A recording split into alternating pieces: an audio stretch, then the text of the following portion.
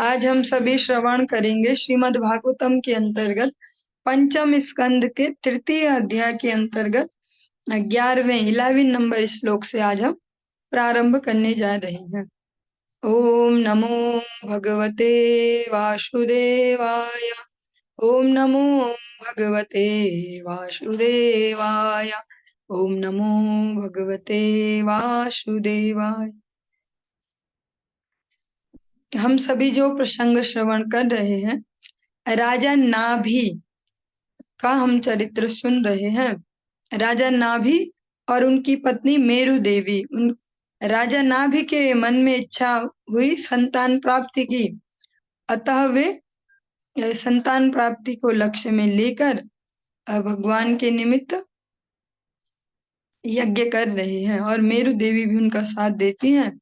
भगवान इस यज्ञ में प्रसन्न होकर दर्शन देते हैं, भगवान अपने चतुर्भुज रूप में। फिर हम आगे श्रवण कर रहे हैं, जो इसमें ऋत्विज गण हैं, जो कह सकते हैं जो ब्राह्मण गण हैं या जो इस यज्ञ को करवा रहे हैं, वो भगवान की प्रार्थना कर रहे हैं। इसी क्रम को हम आगे बढ़ाते हैं। असंग निशित ज्ञाना नल विधूता शेष मलानाम भवत् स्वभावा नामात् मारामाणाम मुनिनामन वरत परिगुणित गुणगण परम मंगलायन गुणगण कथनोषि। हे भगवान, समस्त विचारवान मुनि तथा साधु पुरुष निरंतर आपके दिव्य गुणों का गान करते रहते हैं।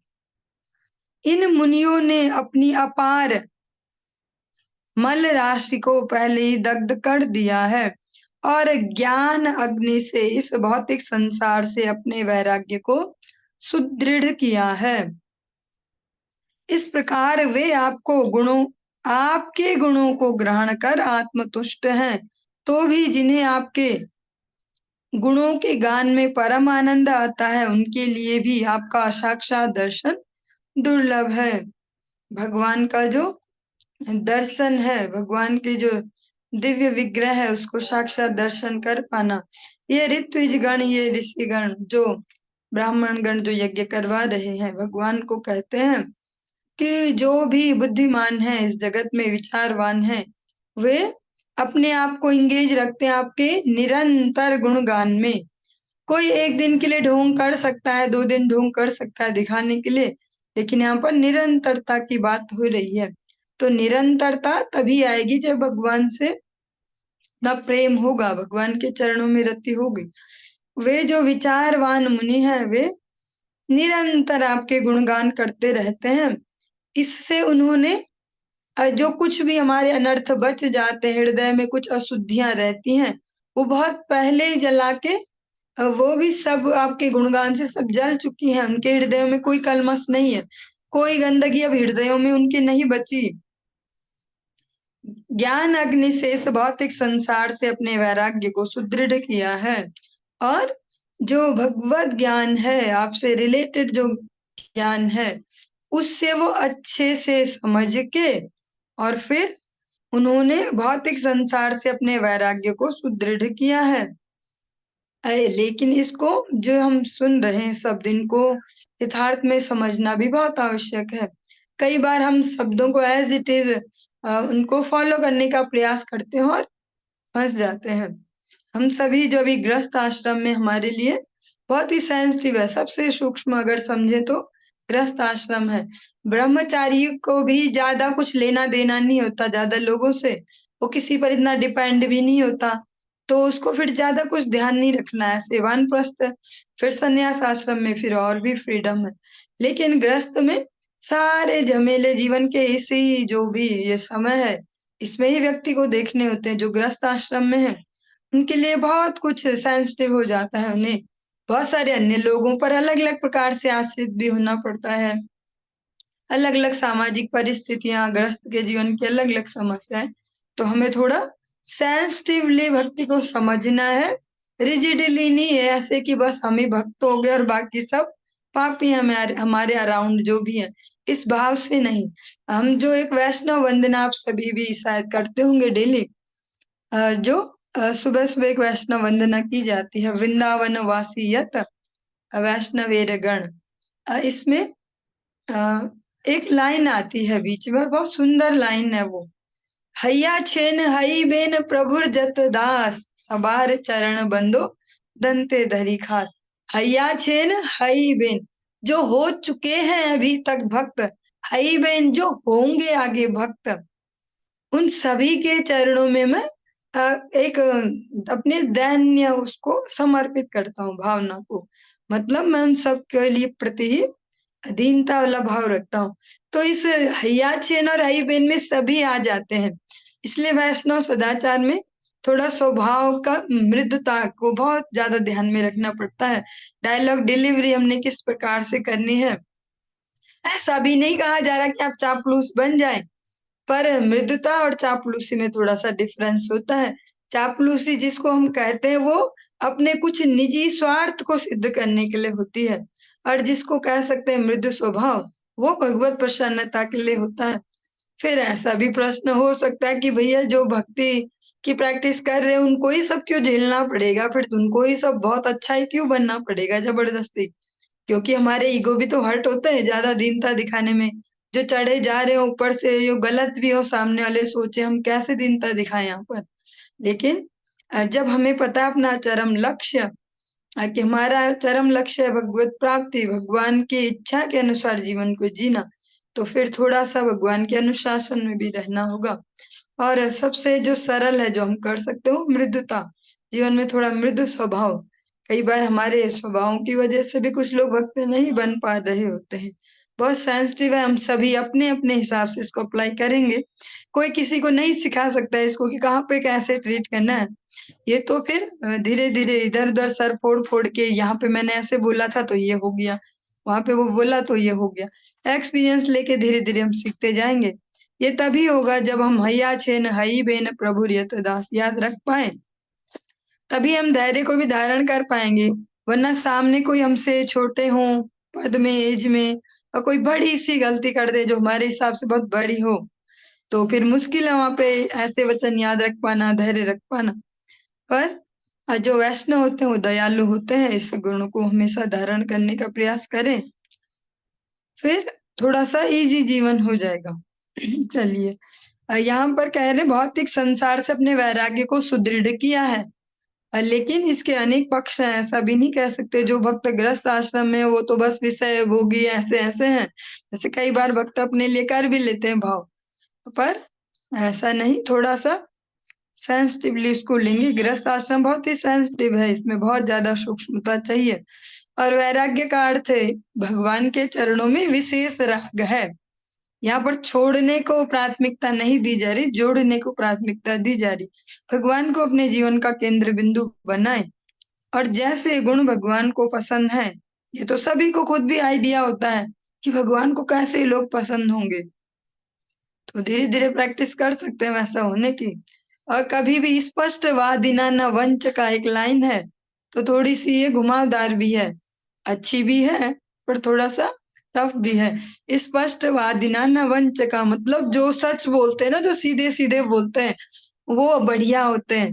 पर कभी कभी ये सीधे होने खतरनाक भी हो जाता है। कभी कभी हम ये नहीं समझ पाते, हमारे ऐसे स्पष्टवादी होने से किसी का हृदय भी दुख सकता है।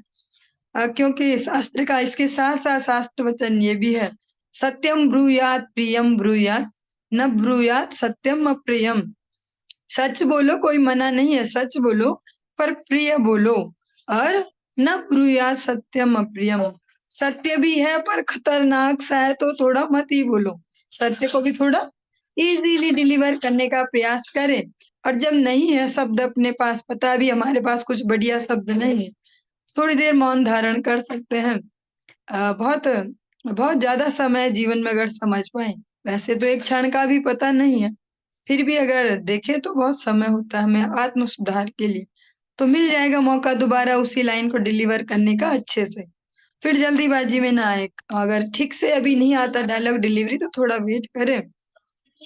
क्योंकि भक्ति का ये अर्थ बिल्कुल नहीं है एक अजीब सा रूड सा व्यक्ति बन जाना जो भावना रहित है और बस भगवान को ही मानते हैं। भगवान भी जब अवतार लेते हैं तो ग्रस्तों के घर में ही जाते हैं। हम जो प्रसंग सुन रहे हैं अभी, राजा नाभि और मेरु देवी, भगवान एक अंश से यहाँ भी आएंगे। तो फिर इसी भाव से हम अपने अपने आचरणों को ठीक कर सकते हैं। क्या पता कभी ठाकुर जी हमें भी मौका दे दे। यही गलत फहमी पालते हुए भी हम अपने स्वभावों पर कार्य कर सकते हैं। भक्ति में जो वैराग्य है, ये रूढ़ होने को नहीं कहा जा रहा कि वो बहुत रूढ़ हो जाते हैं, किसी से कोई मतलब नहीं है, सब बस अपने में ही मस्त। भक्त बहुत सरल भी होते हैं, ये भी ध्यान रखें। महावदान्य भगवान चैतन्य महाप्रभु, जो भगवान स्वयं श्री कृष्ण है, और कृष्ण है पर तुषा कृष्ण, भगवान ने अपने इस कृष्ण वर्ण को छुपा लिया और है स्वयं कृष्ण ही। वर्ण लिया राधा रानी का और स्वयं कृष्ण है। भगवान की तो हैबिट है ही सबको सबक सिखाने की। कंस को एक मुक्के में ही सबक सिखा दिया, शिशुपाल को बस थोड़ा सा चक्र चलाए हो गया काम तमाम। ऐसे भगवान भी इस कलयुग में, क्योंकि इसमें बहुत सेंसिटिव जीव उत्पन्न होंगे, सभी भिखारी जैसे जीव होंगे, भावनाओं के भिखारी, सब इस प्रकार से। तो इसमें भगवान महावदान्य होके आए, प्रेम धर्म का प्रचार किया भगवान ने, युग धर्म बनाया संकीर्तन को, नाचना नृत्य करना और भगवान के लिए गाना, और भगवान का प्रसाद पाए। और यही यहाँ पर परंपरा भी है, भगवान के नाम प्रचार की भी, प्रसाद पाओ, भगवान के लिए नाचो, भगवान के लिए गाओ और प्रेम से। यहाँ कोई रफ एंड टफ कुछ ऐसा नहीं है। तो हम अपने अपने स्वभाव में इसको अप्लाई करेंगे तो हृदय में शीतलता रहेगी। जो रूढ़ से भक्त बनने का प्रयास करते हैं, हम सब परेशान भी रहते हैं। फिर भले ही हम जप करते हो 1-1 लाख, पर अगर भावनाएं नहीं है भगवत भक्तों के लिए, हैया छेन है बिन, तो भक्ति भी फिर मुश्किल हो जाती है। क्योंकि जो कोमल हृदय है, स्निग्ध हृदय, वहीं भगवान बैठते हैं।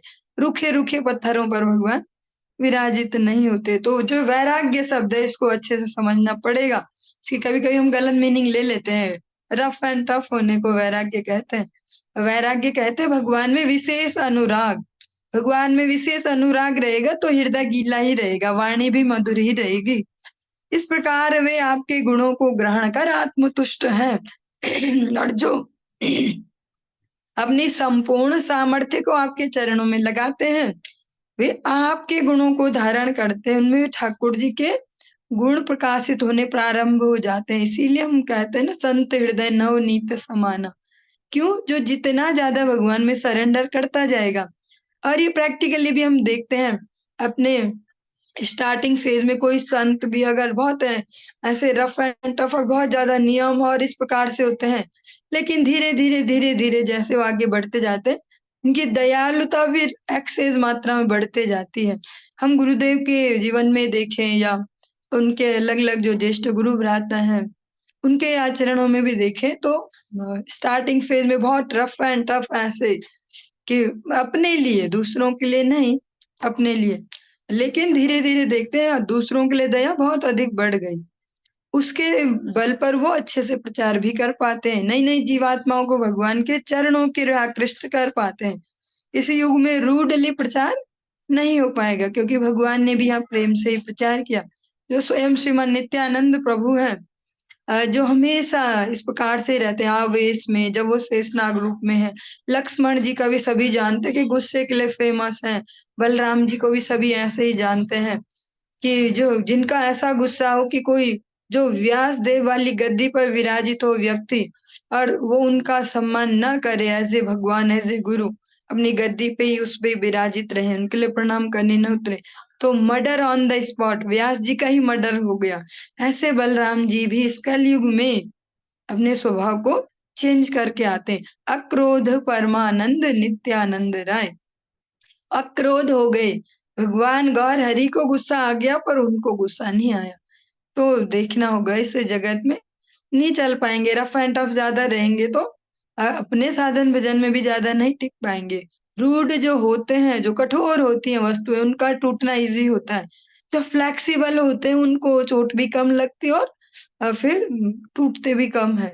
जैसे ह्यूमन बीइंग को भी सलाह दी जाती है थोड़ी थोड़ी एक्सरसाइज करे रोज। क्यों? फ्लेक्सिबल शरीर होगा तो चोटें कम लगेंगी, सहन जल्दी कर लेंगे।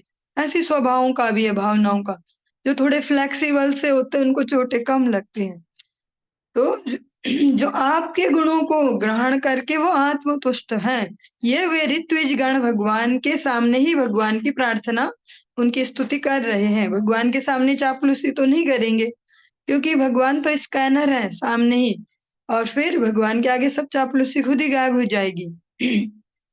तो भी जिन्हें आपके गुणों के गान में परम आनंद आता है, ये ऋत्विज गण कहते हैं, जो इस प्रकार से भी इंगेज है आपके श्री चरणों में, आपके गुणगान में, उनके लिए भी आपके श्री विग्रह का ऐसे इस प्रकार से स्वरूप का दर्शन डायरेक्ट बहुत ही दुर्लभ है, जैसा आपने हमें अभी उपलब्ध करवाया है।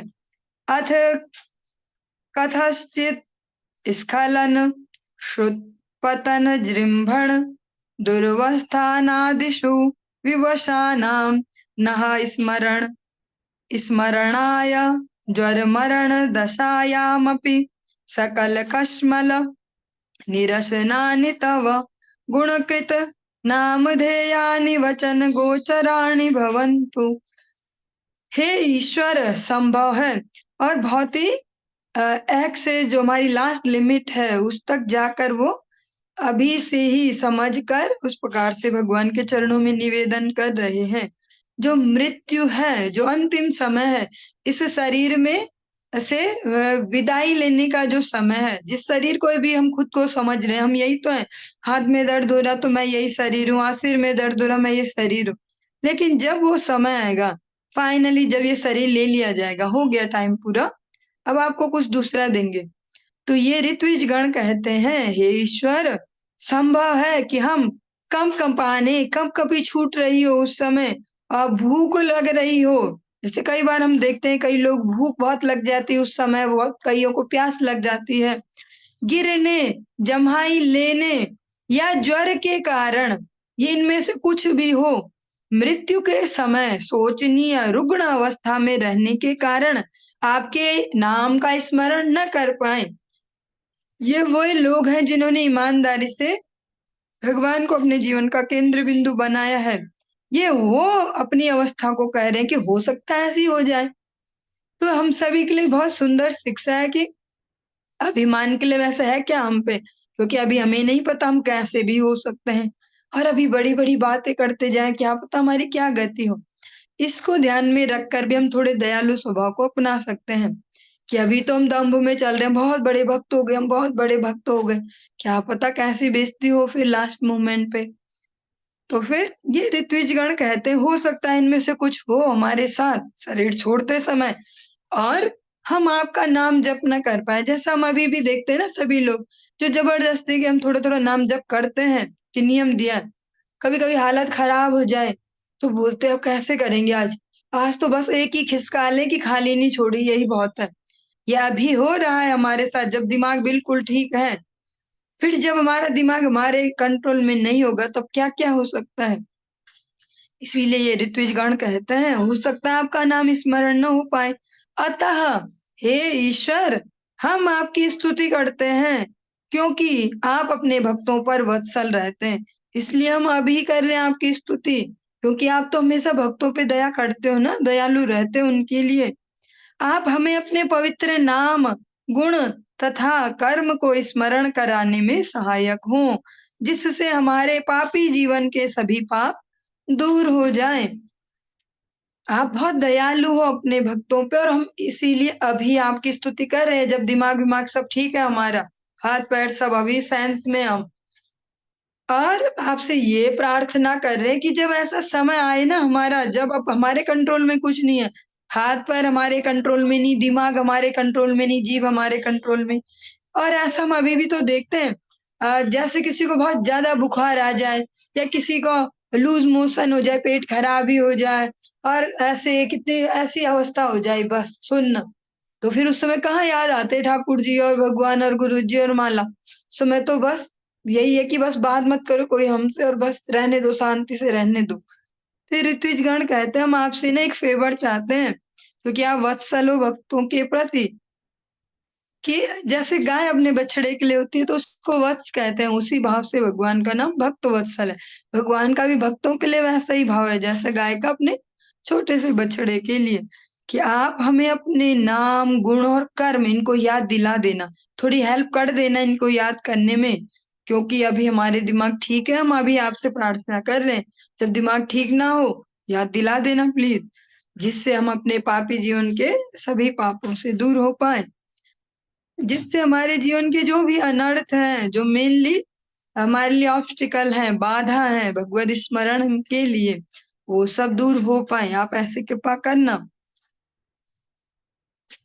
किंचायं राजर्षिर्पत्यकामः प्रजां भावदृशीमाशासन ईश्वरमाशिषाम् स्वर्गापवर्गयोरपि भवन्तम् उपधावति प्रजायामर्थप्रत्यययो धनद मिवाधनः फलीकरणम्। हे ईश्वर, आपके समक्ष ये राजा ना भी हैं, जिनके जीवन का परम लक्ष्य आपके ही समान पुत्र प्राप्त करना है। हे भगवान, उसकी स्थिति, क्योंकि वो राजा से उच्च है, राजा से वर्ण में, बुद्धि में वो उच्च है।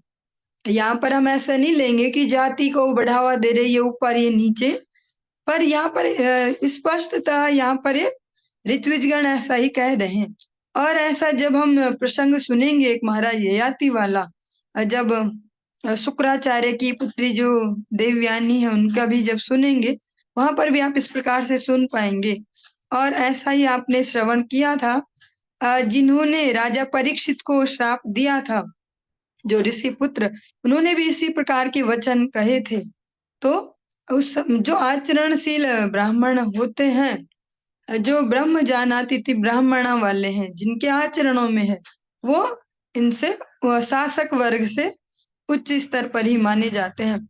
तो ये जो ऋत्विज गण है, ये भगवान के सामने, और राजा भी वहीं पे ही है, रानी भी वहीं पे ही है, पीठ पीछे नहीं कर रहे हैं राजा की चुगली की, इस पे कम दिमाग है ऐसा, उसके सामने ही भगवान को कहते हैं कि ये जो राजा है ना, ये आपके जैसा पुत्र पाना ही इन्होंने जीवन का एकमात्र लक्ष्य बना लिया, फाइनल गोल यही बना लिया है अभी।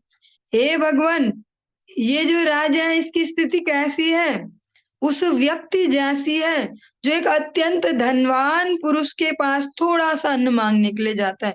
बहुत बड़े सेठ जी के पास गए, जो हमें करोड़ों भी दे सकते थे, उन पे गए कि जरा शाम के लिए ना आटा नहीं है घर में, थोड़ा 2 कटोरी आटा दे दो, ऐसे। तो बोलते ही ये वैसी स्थिति है इस राजा की, सामने खड़े हैं आपके, हाँ, और इच्छा है केवल पुत्र प्राप्ति की, बेटा दे दे भगवान मुझे बस एक।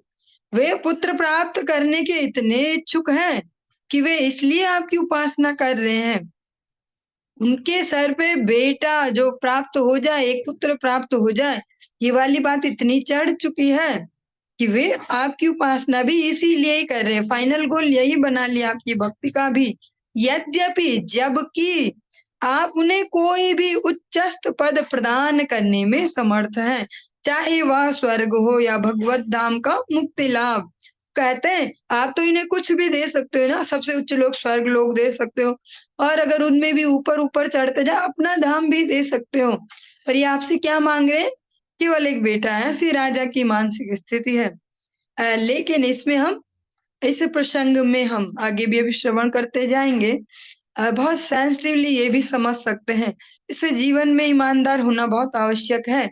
ये जो प्रसंग है इसको दूसरे दोनों एंगल से देख सकते हैं, और किसी भी परिस्थिति और विषय को हर एंगल से देखना बहुत आवश्यक है। एक ही एंगल से देखेंगे तो थोड़ी गड़बड़ हो सकती है, पूर्वाग्रह हो सकता है, अपना कोई आग्रह हो सकता है। अब एक तरफ ये ऋत्विज गण है जो बोलते राजा में कम दिमाग है, कि जो बस यही चाह रहा है कि बेटा हो जाए बस एक, और इसलिए कर रहा है यज्ञ, जबकि आप भी मिल सकते हो, आपका धाम भी मिल सकता है। ऐसे ही हम इस जगत में भी तो देखते हैं, हम सभी अपनी अपनी इच्छाओं में भी देखते हैं, और फिर कभी कभी खुद को कोस भी सकते हैं, अरे भगवान से ये मांग सकते थे, हम यही मांग रहे हैं अभी। लेकिन इसमें एक दूसरा पक्ष भी है, क्योंकि अभी हम सब सामान्य से ग्रस्त आश्रम में हैं, और अभी भगवत भक्ति में केवल लगे हैं गुरुवर की कृपा से। तो इसमें साथ साथ ये भी समझना आवश्यक है, जो ये राजा ना भी है, यहाँ भगवान स्वयं आएंगे उनकी प्रार्थना स्वीकार करके, बेटा बन के उनका। इसमें ये भी समझना आवश्यक है कि हम अनधिकार जंप मारने का प्रयास ना करे, भक्ति में गलतफहमी ना पाले। हम बहुत महान भक्त हो गए, अब हम तो बस अयाचक और बोल सकते हो वो कोई कामनाएं नहीं हमारी, तो बस हम तो निष्काम भक्त हो गए हैं। क्योंकि अगर इंटरनली हम वैसे नहीं है, बाहर से खुद को गलतफहमी दे रहे हैं, तो आगे चलकर हमारी दुर्दशा होने के बहुत ज्यादा चांसेस होते हैं, भक्ति में से डाउन होने के भी। इसलिए ईमानदारी से जिस स्थिति में है उसको स्वीकार करें।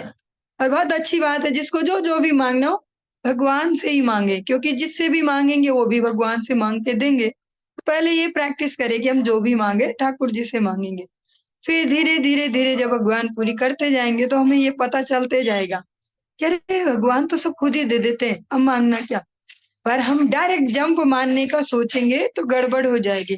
पूरे समुद्र को हनुमान जी लांग सकते हैं, बाकी और किसी की सामर्थ्य नहीं कि पूरा समुद्र ही लांग जाए। तो बाकी सबको छोटे छोटे स्टेप लेके पुल बना के सब लंका गए, तो ये हमें ध्यान रखना पड़ेगा। भक्ति में ईमानदार भी होना पड़ेगा। राजा नाभि ने अपनी ईमानदारी को बनाए रखा, उनकी जो पत्नी है मेरु देवी, उन्होंने भी उनका सहयोग किया। क्या अभी तो यही इच्छा है फाइनली कि एक पुत्र मिल जाए भगवान जैसा। इच्छा भी उन्होंने बहुत अच्छी की, भगवान जैसा पुत्र मिल जाए। ये नहीं बोला ऐसा पुत्र मिल जाए जो बहुत सेवा करे हमारी, ऐसा बेटा मिल जाए जो ऐसा कर दे, नाम रोशन कर दे। मतलब आपके जैसा चाहिए, आपका भक्त चाहिए, आपका ही अंश चाहिए। तो यहाँ पर दोनों ही एंगल है इस बात को समझने के। क्योंकि जिस फेज में भी हम सभी चल रहे हैं, हम सभी अभी एक ही कैटेगरी में चल रहे हैं, बोलने वाला भी और सुनने वाले भी। तो हम सभी के लिए बहुत आवश्यक है इस सूक्ष्म विषयों को समझना। एक्स्ट्रा जंप मारने के चक्कर में गड़बड़ हो सकती है। चलिए हम आज के इस प्रसंग को यहीं पर ही विराम देंगे, आगे कल कंटिन्यू करेंगे। हरे कृष्ण।